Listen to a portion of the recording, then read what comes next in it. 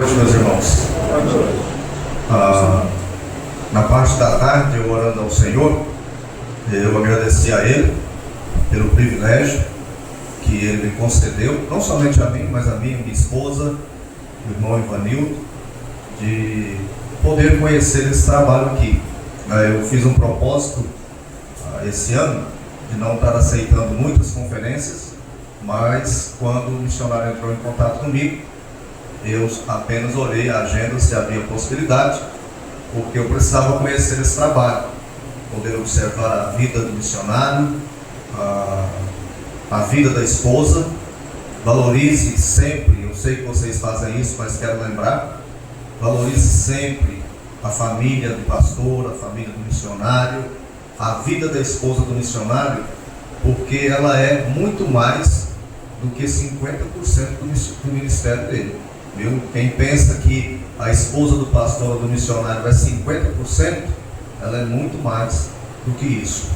Viu? Então, olhando a forma dela servir a vocês, a servir a todos nós, eu fiquei assim encantado, não é? E refletindo a respeito da vida da minha esposa também, porque num período como esse, a esposa do missionário e consequentemente a esposa do pastor, ela está se movimentando para lá e para cá.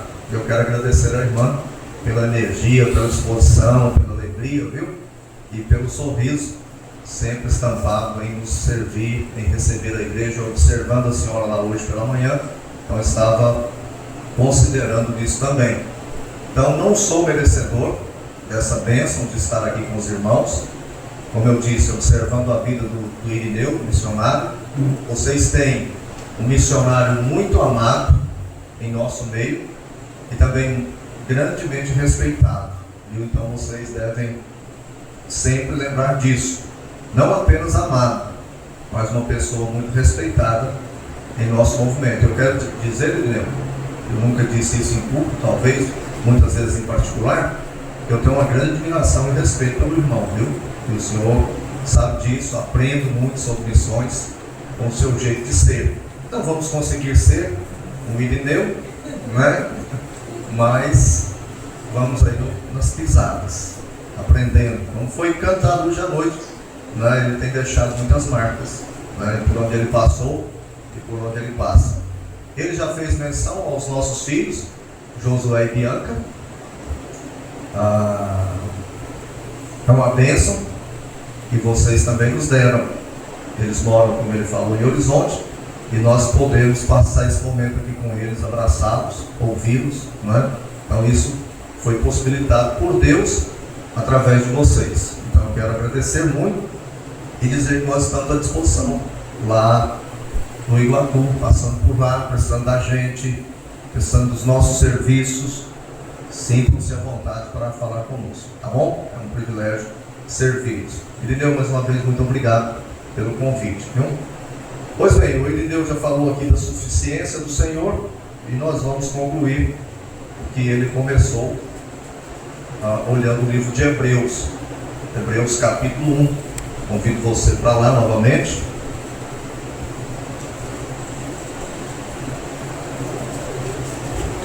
Livro de Hebreus, o capítulo 1.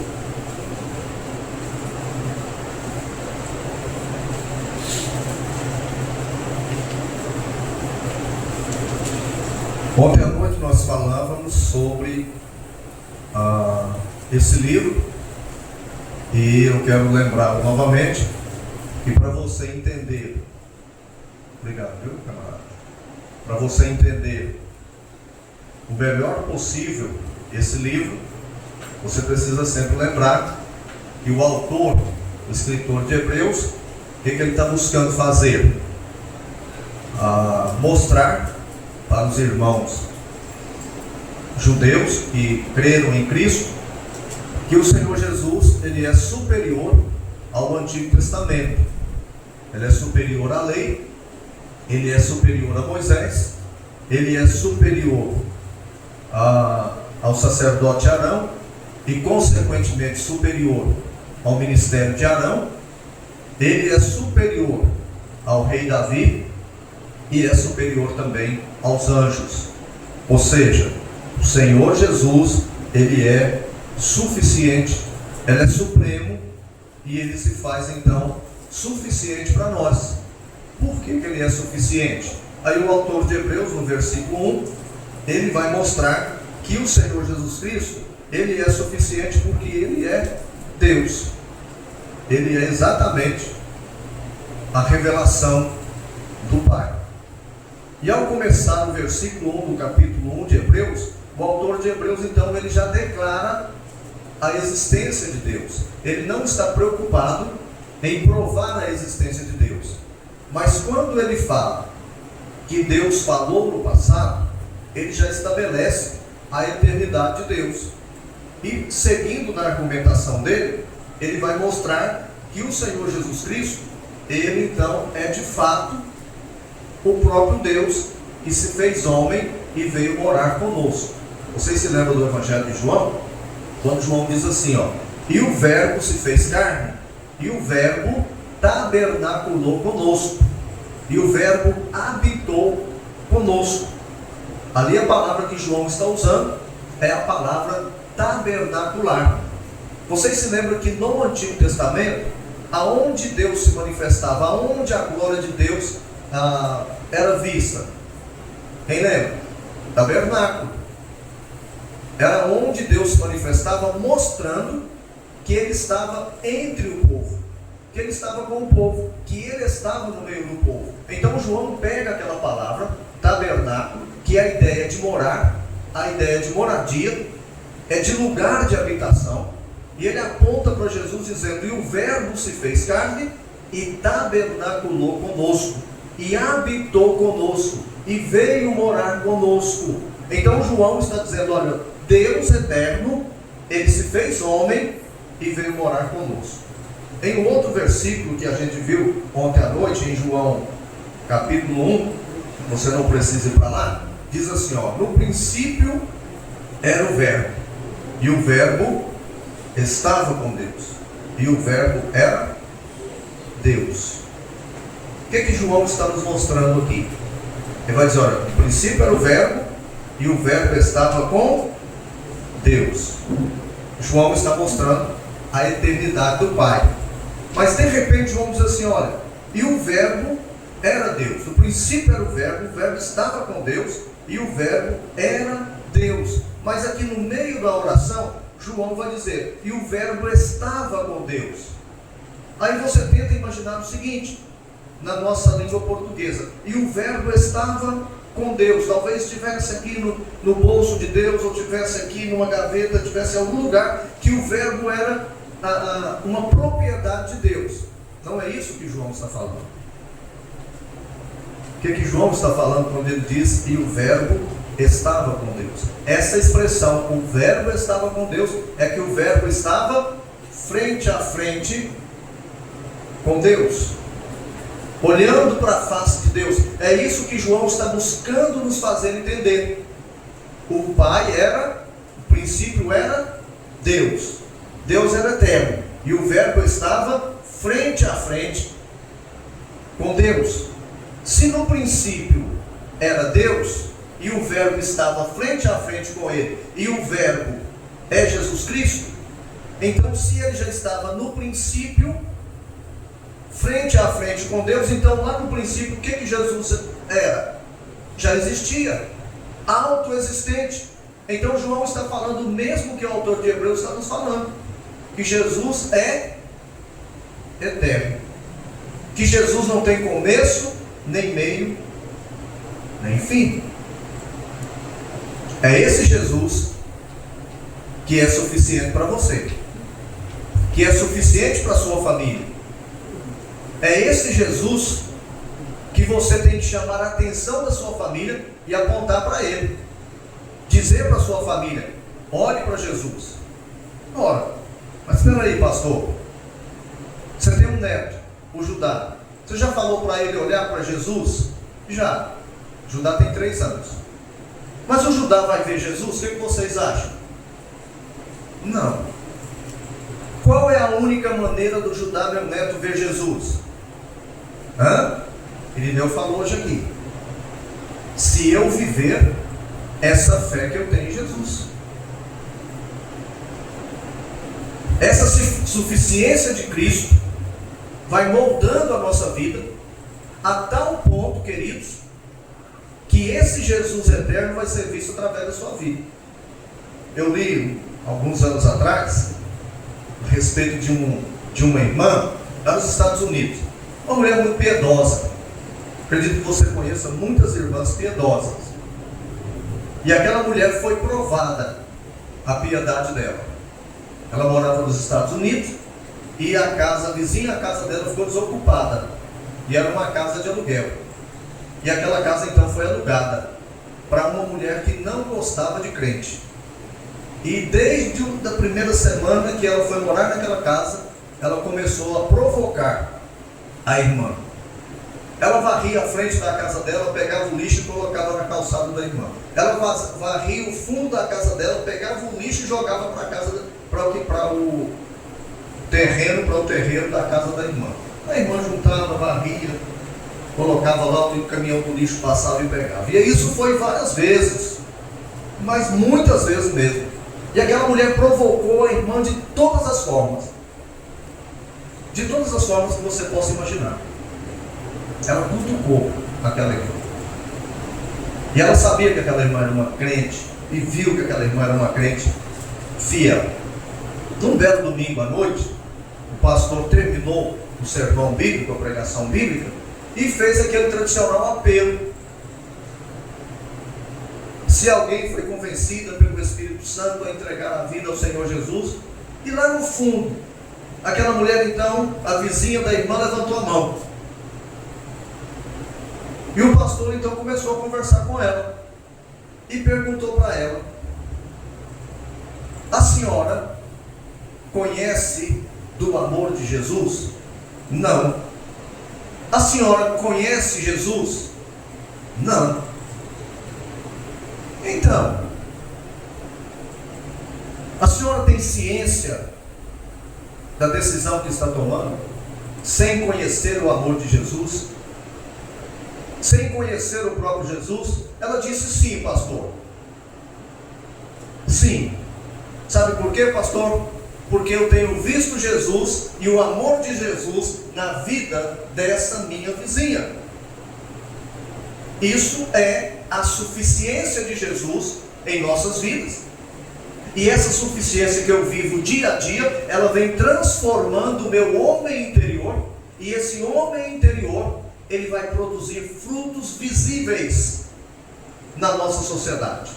De maneira, meus queridos irmãos, que se você e eu não estamos vivendo essa força, esse poder da suficiência de Cristo, nós somos um desserviço ao Evangelho. Nós somos uma vergonha para o Evangelho.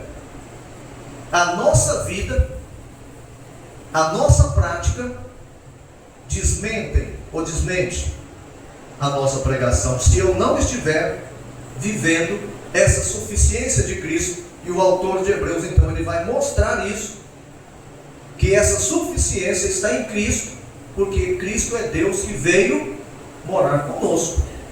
E se Cristo mora com você, e se Cristo habita a sua vida é diferente.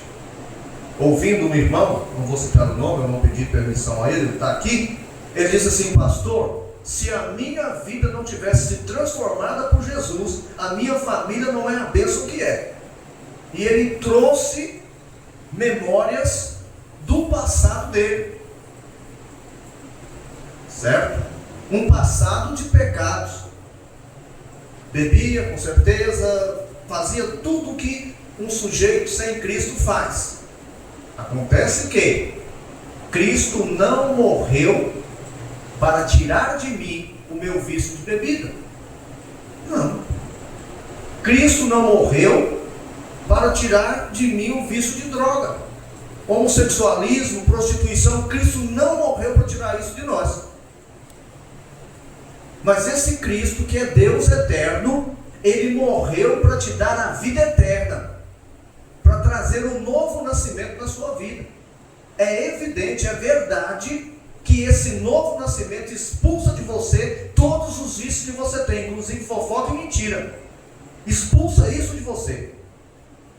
Retira isso de você, porque você se tornou uma nova criatura.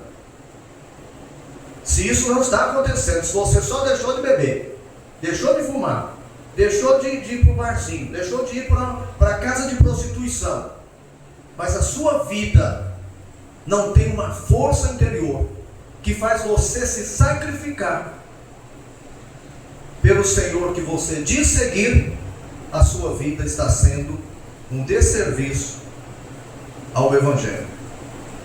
Então o autor de Hebreus vai dizer que Cristo é Deus porque Ele criou todas as coisas. Ou não criou?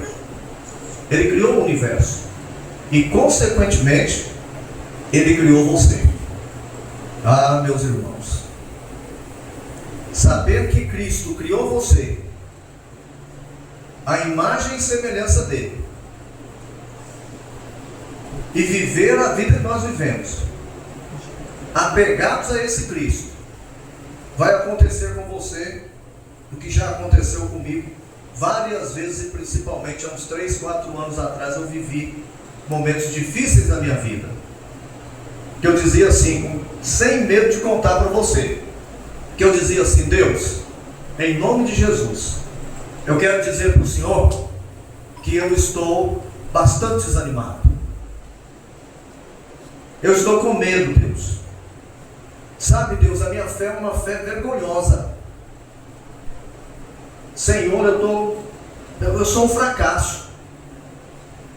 Senhor, eu estou a ponto de desistir. Minha esposa sabe disso. Meus filhos sabem de algumas coisas.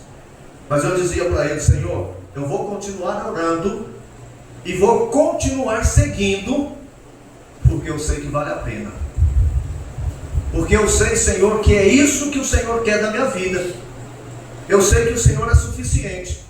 Eu não estou sentindo o teu agir, eu não estou vendo o teu agir, mas eu sei que o Senhor está agindo. Lembra de Jó? Os sofrimentos de Jó?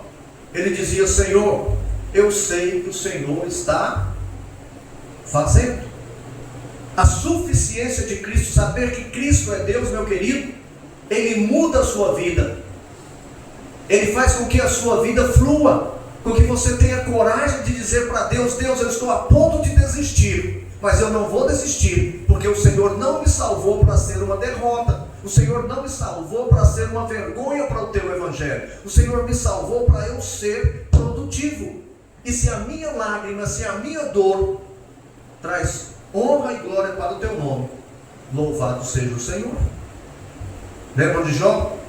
Olhando para Deus, ele disse para a esposa dele: querida, meu amor, nossas 3 meninas morreram, nossas 3 moças morreram, nossos 7 rapazes morreram.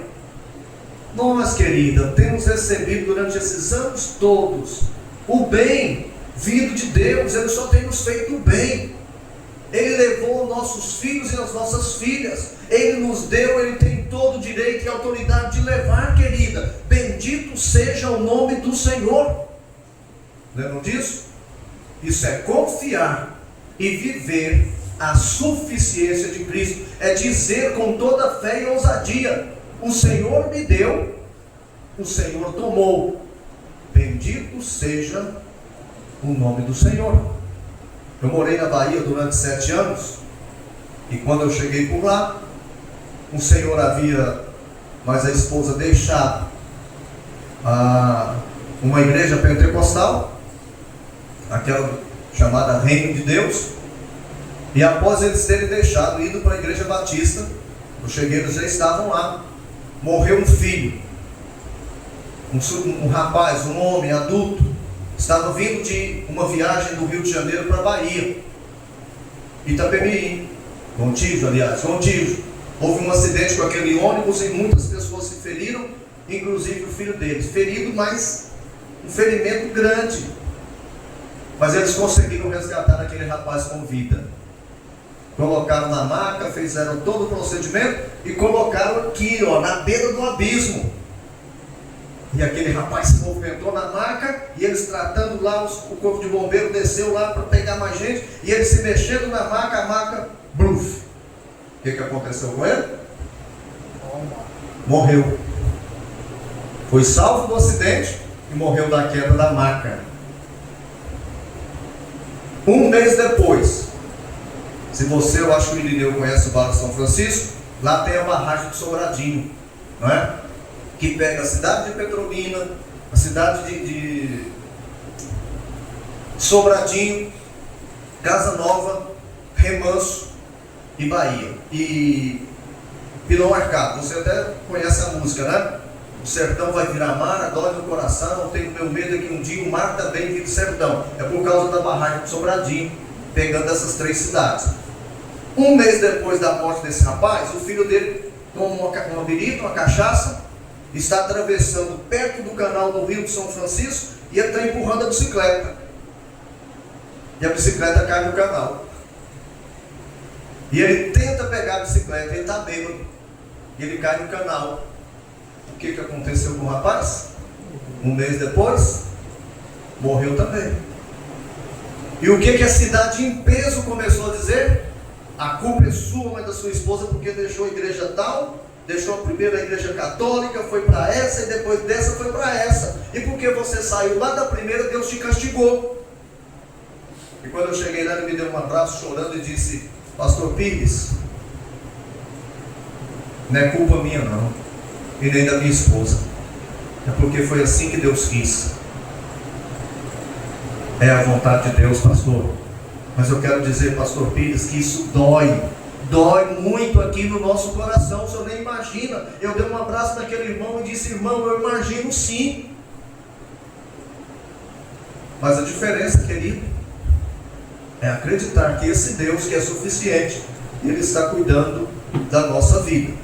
Mas no versículo 2, que eu quero que você olhe aí, ele diz assim: nestes últimos dias nos falou pelo Filho, a quem constituiu o herdeiro de todas as coisas, pelo qual também fez o universo. E no versículo 3, ele diz: Ele é o resplendor da glória, Ele é o resplendor da glória e a expressão exata do seu ser, sustentando todas as coisas pela palavra do seu poder. Irmãos, na suficiência de Cristo, Ele sustenta o universo. O universo, o planeta, é sustentado pela palavra de Cristo. Já parou para pensar nisso? Hoje nós falávamos, hoje pela manhã, no Salmo 19. E depois nós estávamos conversando, batendo papo sobre teologia, sobre Bíblia, sobre o planeta. E o irmão aqui, como é seu nome? O Davi disse que a luz do sol gasta apenas, quantos minutos? 8 minutos para chegar até a Terra. Já parou para pensar nisso? Eu nunca tinha pensado nisso e o Davi deu essa informação para mim hoje pela manhã. 8 minutos. E o Sol está bastante distante da Terra. 8 minutos. Quem controla isso? Quem sustenta isso? Jesus Cristo. Ele, na sua suficiência, Ele está sustentando o próprio universo. Você sabia que a cidade do Rio de Janeiro, a capital do Rio de Janeiro, está muito abaixo do nível do mar? E o mar não invade a capital do Rio de Janeiro? Nem mais, nem menos. Sabe por quê? Porque o seu Jesus, o meu Jesus, que é suficiente, Ele controla o universo, as leis do universo, a chuva. O irmão, o amigo do Irineu não disse: olha, não se pode confiar em Deus. Que tamanha fé! Ele está dizendo que Deus não tem a capacidade de se fazer confiável. Não, o que aquele senhor estava dizendo é que Deus é tão poderoso que a qualquer momento Ele poderia mandar chuva. O Irineu estava destacando a fé daquele homem, que às vezes, eu concordo com ele, está faltando em nós. Está faltando em nós, sabe por quê, meus queridos irmãos? Porque nós não estamos vivendo na prática essa suficiência. Nós não olhamos para Jesus como sendo aquele que é suficiente para tudo que nós precisamos, para controlar esse universo. Eu pergunto, mamãe e papai, seus filhos estudam, ou de manhã ou de tarde, qual é a última coisa que você faz com o seu filho ou com a sua filha antes de mandá-lo para a escola? Você os abençoa? Ou você ora com eles?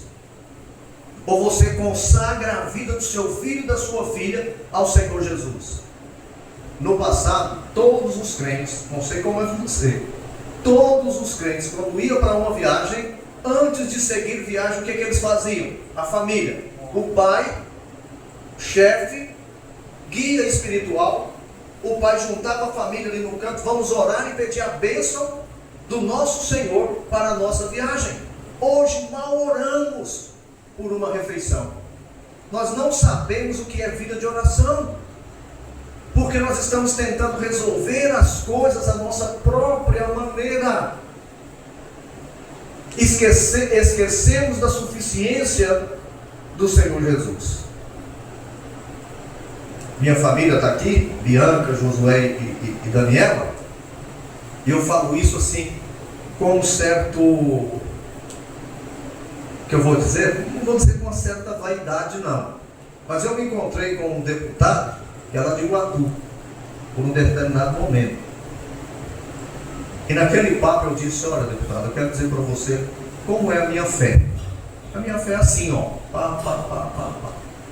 Sabe, deputado, se vocês forem lá na nossa igreja, vocês serão tratados como bons visitantes. Você não vai ter a palavra, nós não vamos exaltá-lo por causa da sua posição. Seu filho, que é candidato a prefeito, vai ser tratado como qualquer visitante, com as honras de um candidato, você será tratado com a honra de um deputado, nada além disso. E quero dizer, deputado, que eu orava pelo seu pai, oro por você, veja a minha agenda de oração, e espero, deputado, que quando eu sair daqui, a nossa relação continue a mesma. Mas o meu propósito aqui é esse, eu estou falando como um cidadão. O que eu quero dizer para vocês? Que o coração daquele homem e o coração de qualquer pessoa está nas mãos daquele que sustenta o universo. Olha esses morros que tem aqui, não é? Não é coisa fantástica? Quem sustenta isso? Quem criou isso? Foi Cristo que sustenta o universo.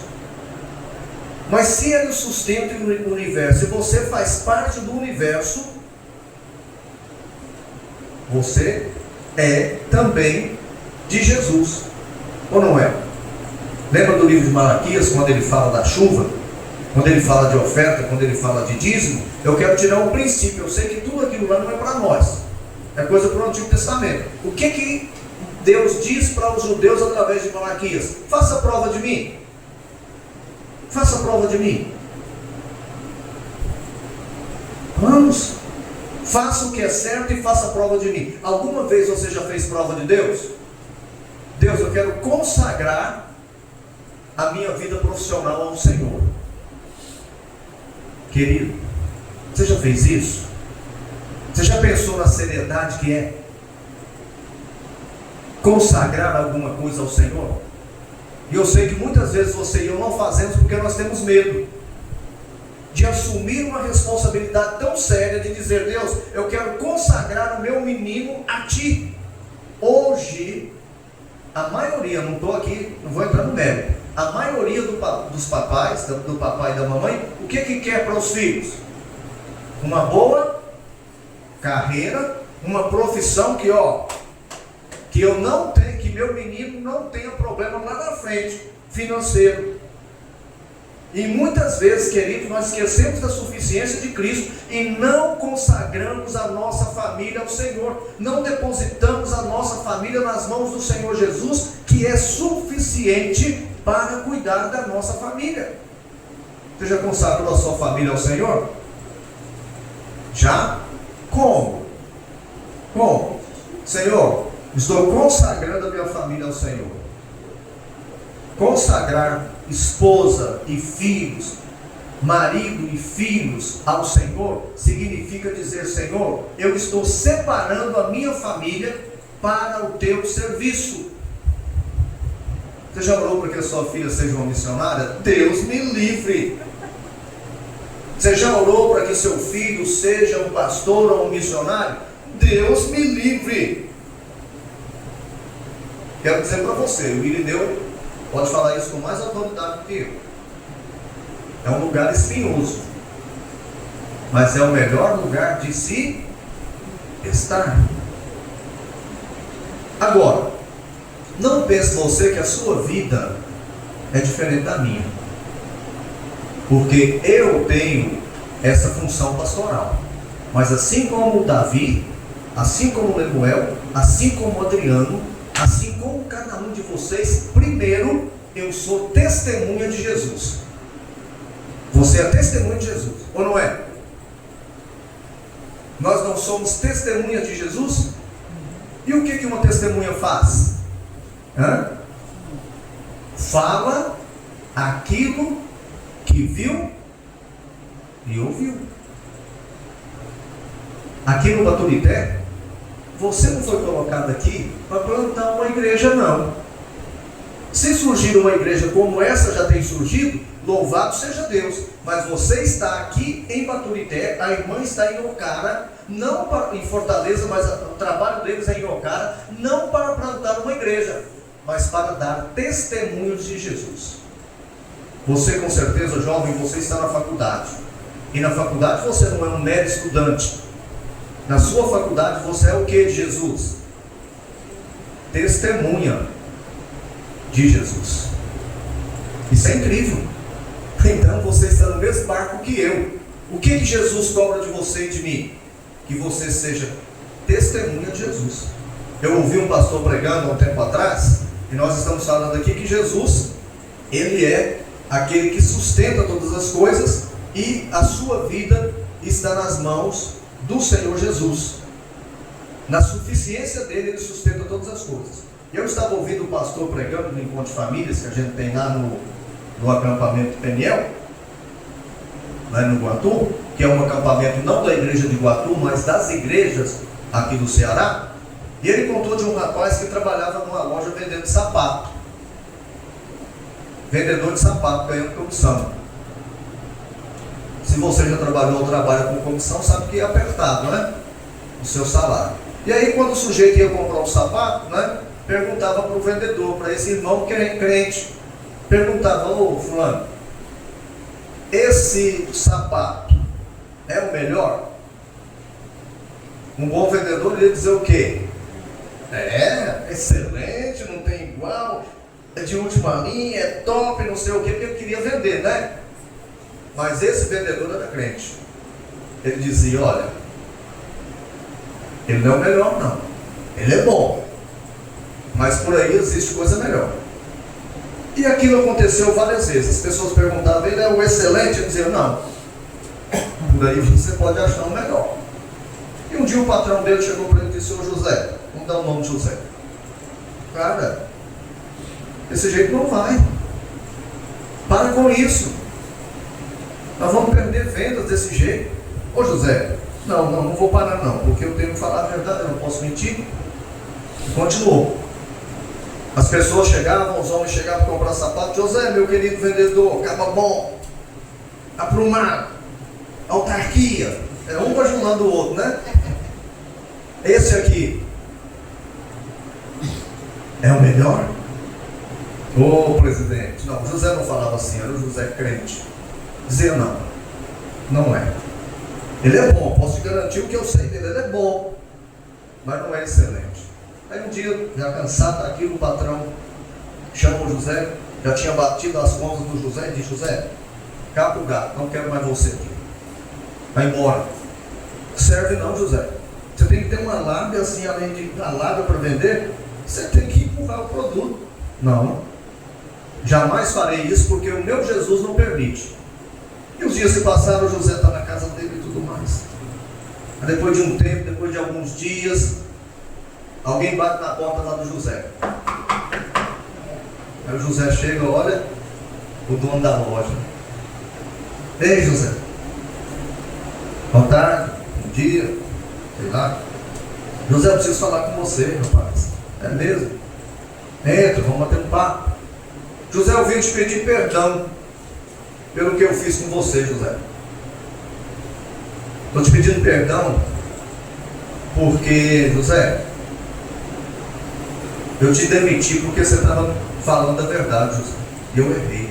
Sabe, José, fulano de tal, responsável pela tesouraria das minhas empresas, José? Sei. Eu a demiti. Por quê? Ela estava me roubando, ela estava mentindo para mim, José.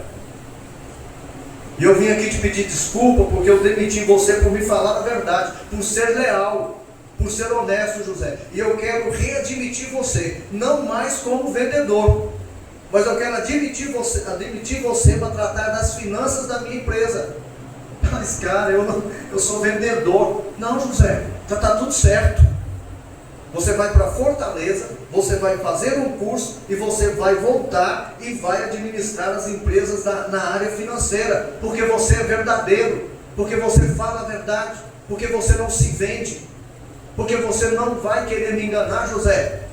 Sabe por que isso aconteceu na vida de José, queridos? Porque a vida dele estava entregue nas mãos do Senhor, que o sustentava, que o sustenta.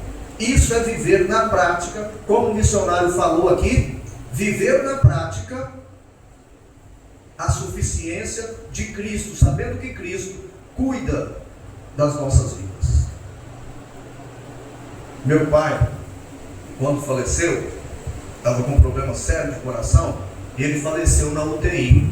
E a minha irmã nos conta que quando ela estava saindo do hospital à noite, ela foi lá no vidro onde ela podia vê-lo na UTI, e ele sentado na cama, ele se voltou para ela e fez tchau. Fez assim. E ela disse: olha, eu sabia que era a última vez que meu pai me dava um adeus. Ele morreu. Mas sabe, irmãos, ele morreu, segundo ela, com uma felicidade fora do comum. E meu pai se converteu 3 anos antes da morte dele. Ele adoeceu do coração, viveu 3 anos com o coração funcionando apenas 10%. Entregou a vida dele para Jesus e se tornou uma outra pessoa. E antes dele ir para a UTI, ele dizia: olha, Jesus cuida de mim. Não de maneira irresponsável, como o Irineu falou aqui, o missionário falou nessa noite, mas fazendo todos os procedimentos necessários, mas com aquela alegria de que o sustentador do universo é aquele que sustenta a nossa vida. Sabe, queridos, muitas vezes é fácil eu e você dizermos que Cristo é suficiente, dizer que Ele é poderoso e que Ele cuida de nós, até chegar o dia mau. Paulo não disse que nós devemos vestir a armadura para que a gente possa resistir no dia mau? E o dia mau é mau. Imagino que você já tenha passado por um dia mau. E se você ainda não passou, se prepare, porque vai ser necessário você passar. E se você não estiver firme, você recua, você cai, a sua fé enfraquece. Cuidado, Jesus é suficiente, Ele cuida de você em cada detalhe da sua vida. Se alegre nisso, viva isso. Viva isso.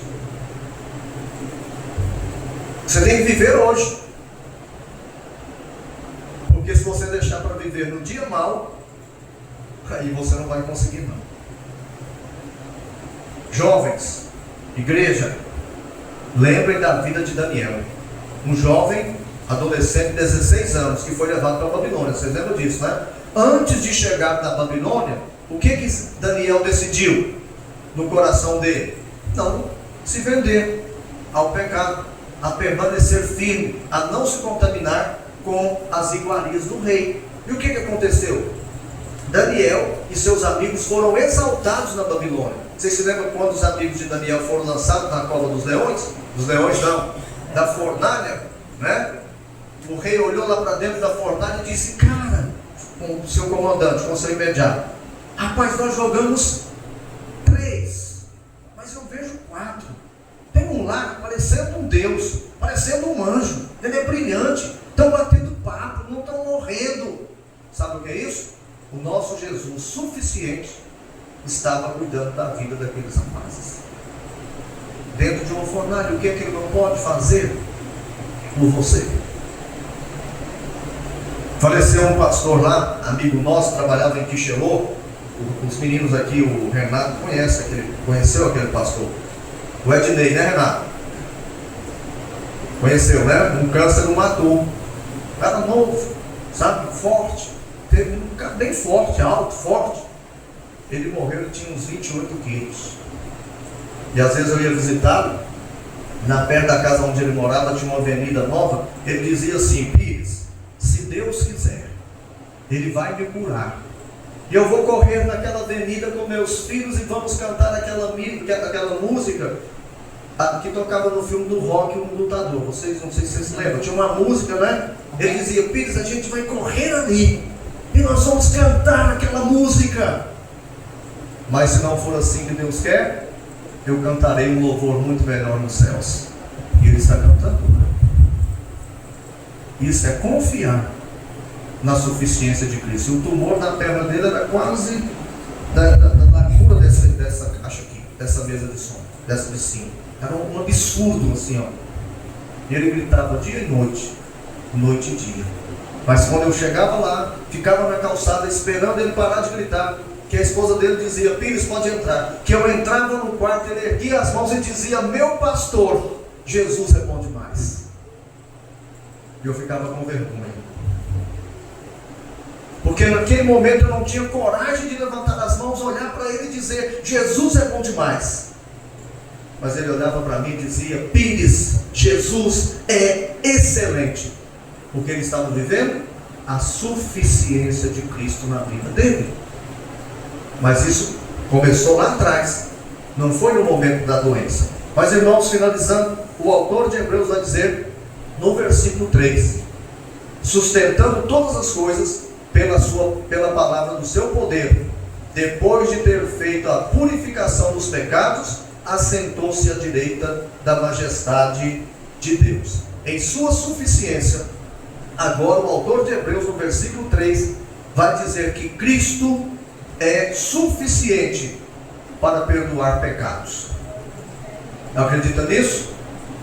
Que Jesus é suficiente para perdoar pecados? E agora eu passo a falar com você, falo com vocês e falo com você também, que está nos ouvindo na sua calçada, pelos alto-falantes aqui da nossa igreja.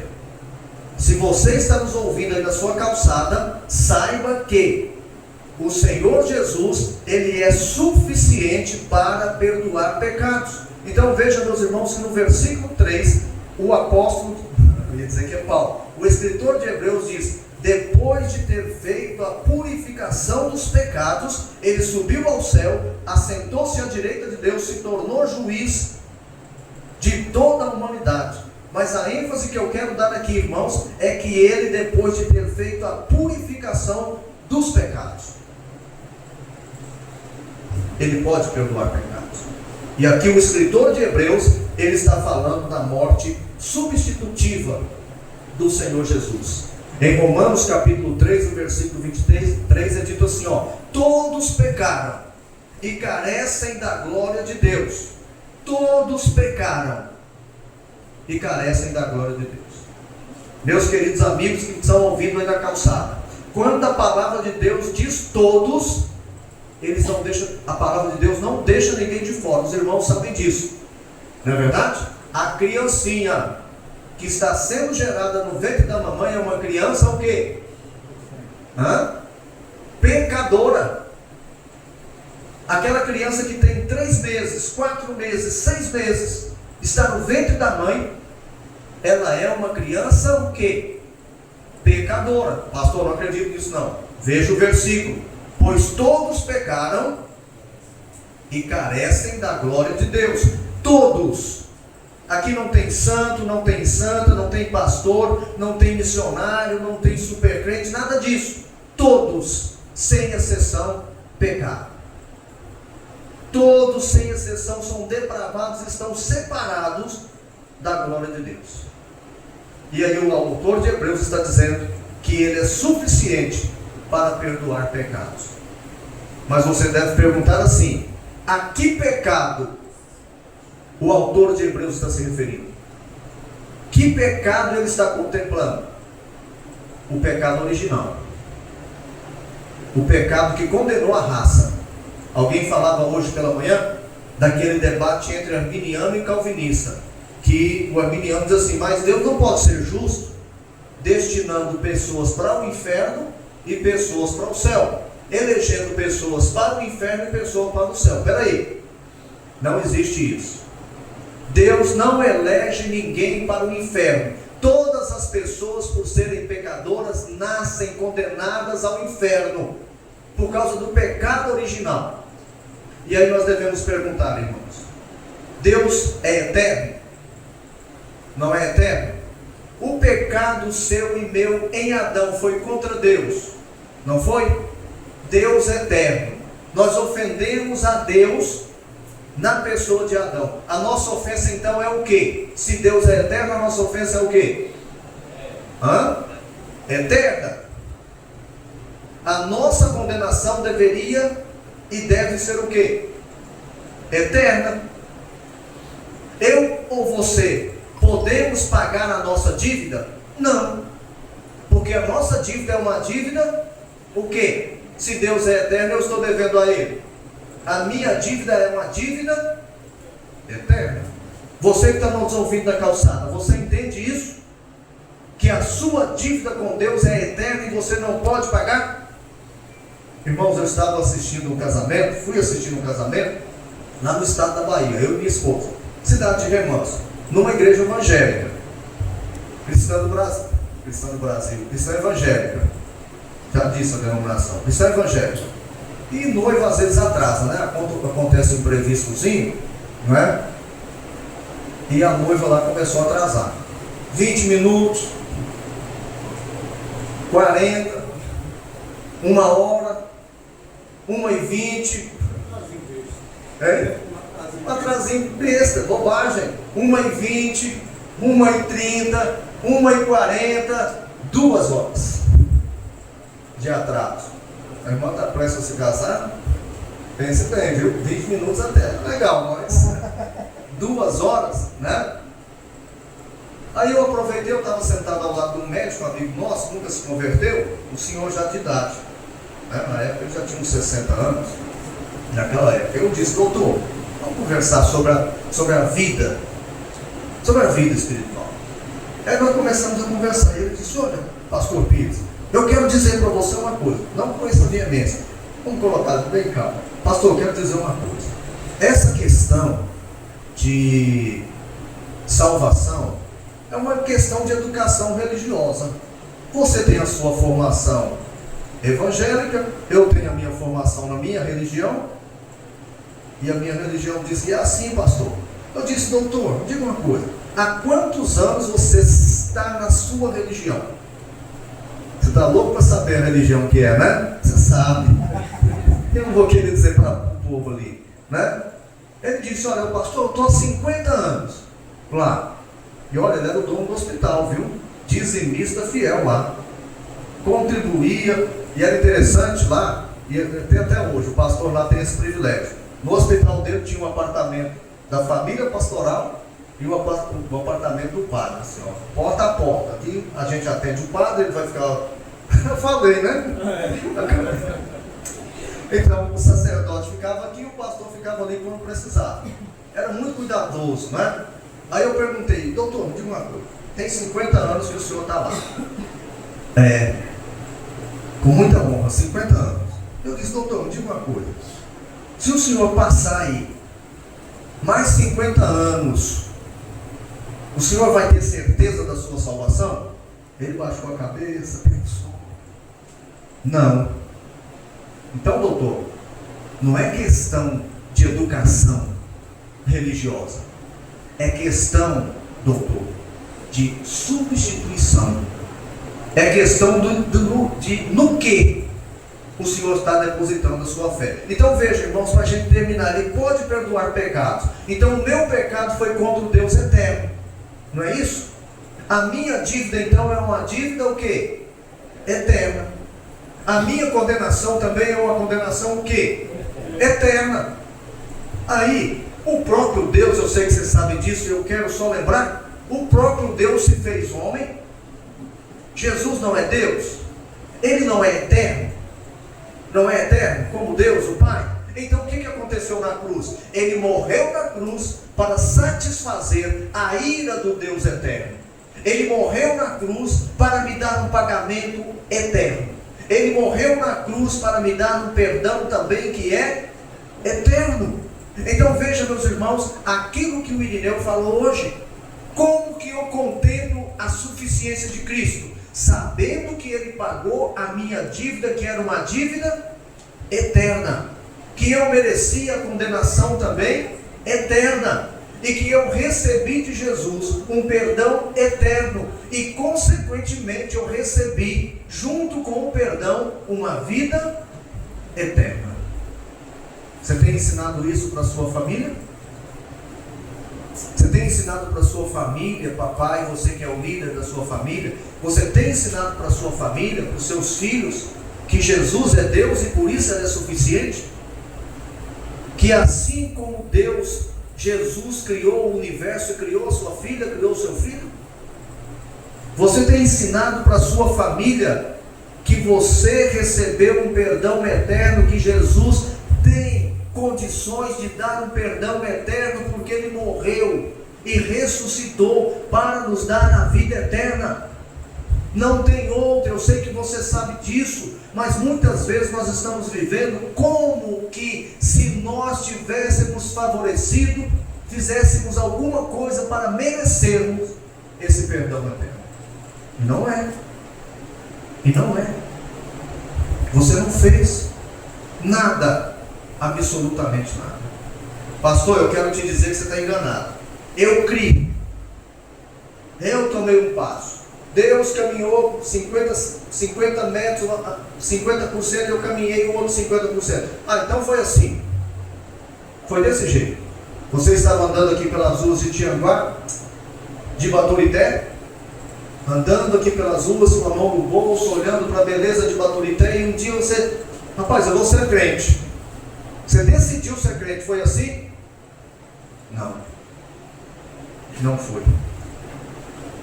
Deus trabalhou no seu coração, Deus derramou fé no seu coração, e posteriormente a isso, você confessou a Jesus Cristo como Salvador.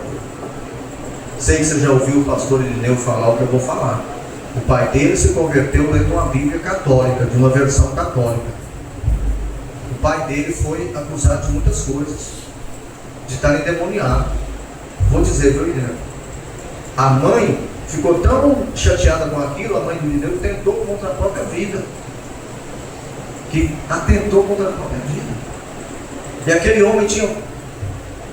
Posso dar o seu testemunho aqui, viu, Irineu? E aquele homem tinha outras mulheres além da esposa dele. E após a conversão dele, ele olhou na Bíblia e disse: está errado. Está errado. Ele foi conversar com o padre, perguntou: padre, como é que eu posso ser salvo? Não sei não, é desse jeito. É igual aquele filme da Alta Compadecida. Eu só sei que foi assim. É mais ou menos assim que o cara fala, né? Eu não sei como é o João Chico lá, como é que ele fala? O João Brito. Como é, Josué? Hã? Não sei não, só sei que foi assim. É, Chico, não sei não, só sei que foi assim. Ele dizia: não sei não, só sei que é assim. Você se vira.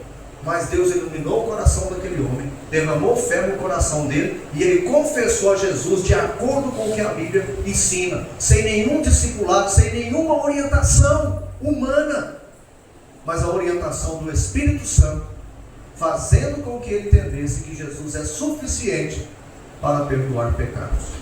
Então, meus queridos amigos aí da calçada, se você está trabalhando pela sua salvação, saiba que você está completamente errado. você está completamente enganado. E se você passar mais 10 anos na sua religião, você não vai ter perdão dos seus pecados. Porque o único que pode perdoar pecados é o Senhor Jesus, porque Ele é suficiente. E não se chateie conosco, porque o nosso desejo e a nossa oração para você que nos ouve na sua calçada é que você possa receber a iluminação do Espírito Santo e compreender essa salvação suficiente e eficiente apenas na pessoa do Senhor Jesus. Voltando a vocês, meus queridos, que essa certeza de que Jesus é Deus, de que Ele é o Criador e sustentador de todas as coisas, inclusive da sua vida, e que Ele é suficiente para perdoar os seus pecados, possa tornar a sua família ainda melhor do que ela é. Ele é suficiente para perdoar pecados. Você não deve nada a Deus. Sabe por quê? Porque Jesus perdoou os seus pecados do passado, presente e futuro. E aí você diz: ah, pastor, mas desse jeito eu posso viver pecando. Eu vou pecar à vontade, porque Ele perdoou do passado, presente e até do futuro. Não, você não vai fazer isso. Sabe por quê? Porque você é grato, porque Jesus morreu na cruz por você, e você quer agradá-lo com toda a sua vida. Você vai retribuir ao amor dele, vivendo uma vida de santidade e pureza. Então que o Senhor nos abençoe. Pai Santo, obrigado, porque o Senhor é suficiente, porque o Senhor se revelou a nós na pessoa de Cristo, que também é Deus. O Senhor nos mostra pela tua palavra que Ele é o Criador e sustentador de todas as coisas, inclusive da nossa vida.